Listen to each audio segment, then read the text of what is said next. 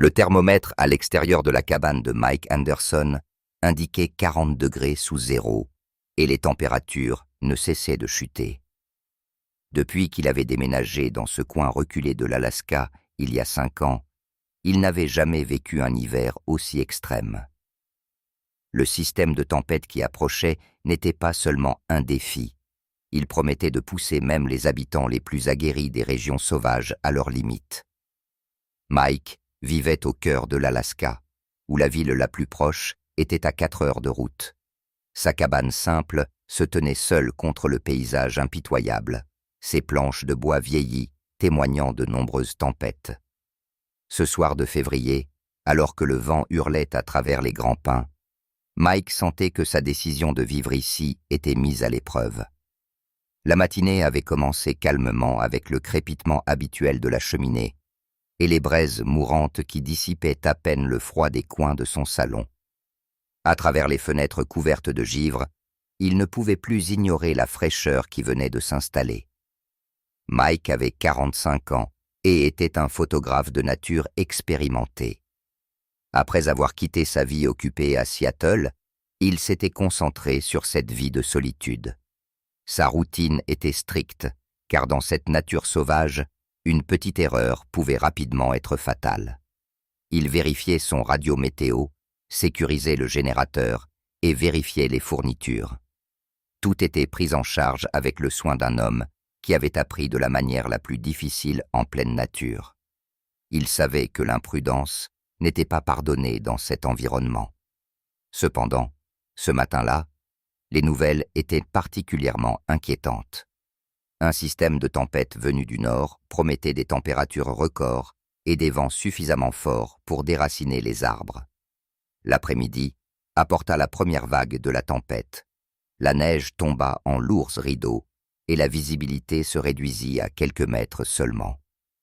Mike passa la journée à sécuriser son équipement, à stocker de l'eau et à vérifier ses fournitures d'urgence. Il était en alerte, car il avait appris à lire les signes subtils de la nature. Le silence des oiseaux avant une tempête, le changement de pression de l'air et cette qualité particulière du silence qui précédait toujours une catastrophe. À mesure que le soir approchait, la tempête s'intensifiait. Le vent trouvait chaque petite fissure dans les murs de la cabane, produisant un sifflement étrange auquel Mike ne s'habituait jamais. Il prépara un dîner simple de soupe et de pain, sachant pertinemment qu'il devait économiser ses provisions au cas où la tempête le garderait coincé à l'intérieur plus longtemps. Puis, quelque chose changea. Peu après minuit, alors que le vent continuait de souffler, Mike entendit un bruit étrange. C'était profond, guttural, à peine audible au-dessus de la tempête, mais suffisant pour le surprendre. Il attrapa sa lampe de poche et regarda à travers la fenêtre gelée. Le faisceau de lumière perça la neige tourbillonnante, mais la visibilité était mauvaise. Le thermomètre affichait moins 45 degrés et le facteur éolien rendait la température encore plus froide. Puis il les vit, 3 silhouettes sombres se déplaçant péniblement à travers ce néant blanc. Une mère ours avec ses 2 oursons. Leurs mouvements étaient lents et incertains, et même de loin, Mike pouvait voir qu'ils luttaient. La mère ours, habituellement forte, semblait épuisée, ses oursons blottis contre elle. La neige formait déjà de lourdes croûtes de glace sur son pelage. Le cœur de Mike s'accéléra. Les ours étaient censés être en hibernation profonde à cette époque de l'année. Le fait que ces animaux soient actifs sous de telles conditions extrêmes signifiait forcément que quelque chose avait mal tourné. Probablement que leur tanière avait été détruite, et maintenant, ils cherchaient désespérément un abri. Ils se battaient pour leur vie, et ils se rapprochaient. Mike savait que c'était une situation extrêmement dangereuse. Chaque règle de la nature mettait en garde contre le fait de s'approcher des ours, surtout lorsqu'ils étaient dans un tel état de désespoir. Mais il ne pouvait détacher ses yeux de cette famille d'ours. Leurs mouvements ralentissaient, et les oursons commençaient à tituber. Le froid avait un impact. Dans la froideur glaciale de cette nuit-là, Mike se trouvait devant une décision qui allait non seulement tester ses compétences de survie, mais aussi son humanité. Le vent continuait de hurler à travers la nuit, alors que Mike se tenait devant la fenêtre gelée de sa cabane. Dehors, les 3 ours se battaient pour survivre. La mère ours s'était positionnée juste à côté de ses oursons, les pressant contre elle dans une tentative de les protéger du froid impitoyable. Cependant, les signes de son épuisement étaient évidents. Ses mouvements étaient devenus plus lents, et son apparence puissante semblait désormais brisée.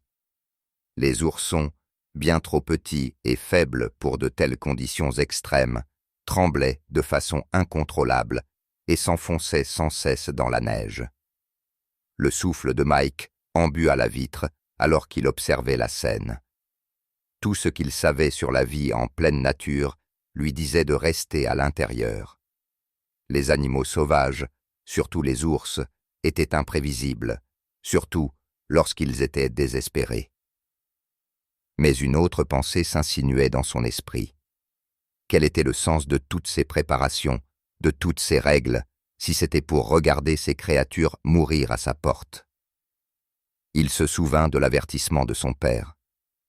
La nature ne pardonne pas la négligence, Mike, mais elle récompense aussi le courage. Était-ce du courage de sauver les ours ou de la stupidité? Cette question n'avait pas de réponse claire. Pourtant, Mike ne pouvait chasser de son esprit l'image de la mère ours protégeant ses petits. Ses yeux, remplis de désespoir et de résignation, étaient gravés dans sa mémoire. Mike se détacha de la fenêtre glacée. Il se tourna vers sa petite pièce de stockage, une structure séparée de la cabane. Il l'avait initialement construite pour protéger son équipement photo et ses fournitures de l'humidité. L'espace était isolé et chauffé. Peut-être pourrait-il en faire un endroit sûr pour les ours, mais comment les y amener? Et si la mère paniquait? Elle pourrait tout détruire, voire le tuer. Néanmoins, il commença ses préparatifs. Ses mouvements étaient mécaniques, comme si une volonté invisible le guidait. Il installa des chauffages dans la pièce de stockage et plaça de grosses couvertures près de la porte. Puis, il disposa de la nourriture sèche. Son cœur battait la chamade alors qu'il réfléchissait soigneusement à chaque étape. Il savait que la réussite de son plan dépendait de la rapidité avec laquelle il parviendrait à amener les ours dans la pièce chaude. De nouveau à la fenêtre, Mike vit la mère ours essayer faiblement de soulever un de ses oursons. Le petit ne bougeait presque pas, son corps enfoui dans la neige. C'était une vue qui secoua profondément Mike. Sans réfléchir davantage, il enfila son manteau le plus épais, prit plusieurs couvertures et ouvrit la porte. Une rafale glacée le frappa, lui coupant le souffle et rendant ses mouvements difficiles. Les ours étaient à quelques mètres de son perron. Leur corps massif se levait à peine, et la mère ours leva légèrement la tête et le regarda. Ses yeux étaient vitreux mais alertes, comme si elle comprenait qu'il était son dernier espoir. Lentement et prudemment, Mike s'avança. « C'est bon », murmura-t-il, plus pour lui-même que pour les ours. De ses mains tremblantes, il déposa une couverture sur les oursons. La mère ours se tendit, mais resta silencieuse. Mike savait qu'elle n'avait plus la force de réagir. Il plaça une autre couverture sur elle avant de se retirer lentement. De retour à la cabane, il observa la mère ours soulever lentement l'un de ses oursons et se diriger vers la porte de la pièce de stockage. Son instinct protecteur était plus fort que son épuisement. Mike retint son souffle alors qu'elle faisait un pas lent après l'autre. Le chemin vers la porte était court, mais sous ce froid glacial, il semblait interminable. Finalement, elle arriva. Avec la dernière de ses forces, elle fit entrer ses oursons à l'intérieur, détermination dans chaque mouvement. Mike observa, le souffle suspendu, alors qu'elle se recroquevillait avec eux dans la pièce chaude. Elle tira les couvertures protectrices sur ses petits et baissa la tête. Mike ferma la porte de la pièce de stockage et s'affaissa contre le mur. La tempête continuait de faire rage, mais pendant un bref moment, il ressentit la paix. Il avait défié toutes les règles qu'il avait apprises, mais les ours avaient survécu, du moins pour cette nuit. Les heures suivant le sauvetage furent les plus longues que Mike ait jamais vécues.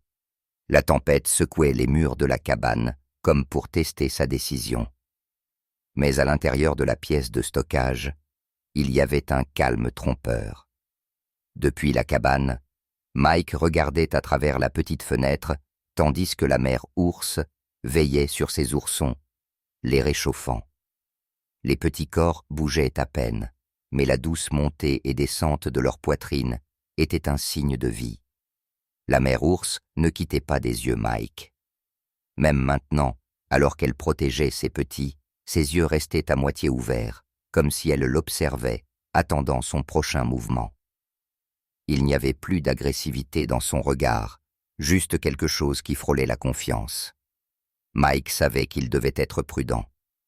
Tout mouvement brusque pouvait perturber l'équilibre fragile entre la nature sauvage et l'homme. Le temps passait lentement. Mike préparait de l'eau et de la nourriture sans entrer dans la pièce de stockage. Il savait qu'il valait mieux rester à l'écart et ne pas interférer. Au lieu de cela, il plaçait les contenants près de la porte et se retirait. Lorsque les ours dormaient, la mère prenait délicatement la nourriture qu'il avait fournie, attendant toujours que Mike se soit éloigné avant de manger. Pendant les heures sombres, Mike réfléchissait aux événements. Il se souvenait des photographies d'ours qui ornaient ses murs. Ces images capturaient des moments sublimes, la nature sauvage et libre des animaux. Mais maintenant, ils faisaient partie de leur histoire. Aucune photo ne pourrait capturer cette connexion. Cela l'avait profondément touché et l'avait amené à se poser des questions sur son propre rôle dans la nature. Le matin du deuxième jour, la tempête ne montrait aucun signe de répit. La neige était profonde et le monde semblait un chaos monochrome. Mike vérifia la prévision météo avec son radio. La tempête durerait encore au moins 24 heures. Il prit une profonde inspiration et se prépara à continuer. Dans la pièce de stockage, les oursons montraient les premiers signes d'amélioration. Leurs mouvements devenaient plus vifs et ils semblaient plus chauds. La mère les poussait doucement, les encourageant à bouger. Un souffle d'espoir flottait dans l'air. Mais avec l'espoir venait l'inquiétude. Mike savait que les ours ne pouvaient pas rester près de sa cabane trop longtemps. S'ils s'habituaient trop aux humains, cela pourrait signer leur sentence de mort. Dans la nature, toute dépendance à l'humain pouvait être dangereuse, mais il était encore trop tôt pour s'en préoccuper. Les ours avaient besoin de plus de temps. Cette nuit-là, un tournant se produisit. Mike fut réveillé par de faibles grattements à la porte de la pièce de stockage. Lorsqu'il regarda prudemment dehors, il vit la mère ours errer, agitant nerveusement de gauche à droite. Son instinct de quitter la sécurité de l'abri et de retourner dans la nature semblait l'emporter. Mike savait que ce moment était inévitable. Il ouvrit doucement la porte, mais resta dans une position sûre. L'air froid de la nuit pénétra, mais la mère resta calme. Ses yeux rencontrèrent les siens. « Comment tes siens ?» Et à cet instant, une compréhension silencieuse s'établit entre eux.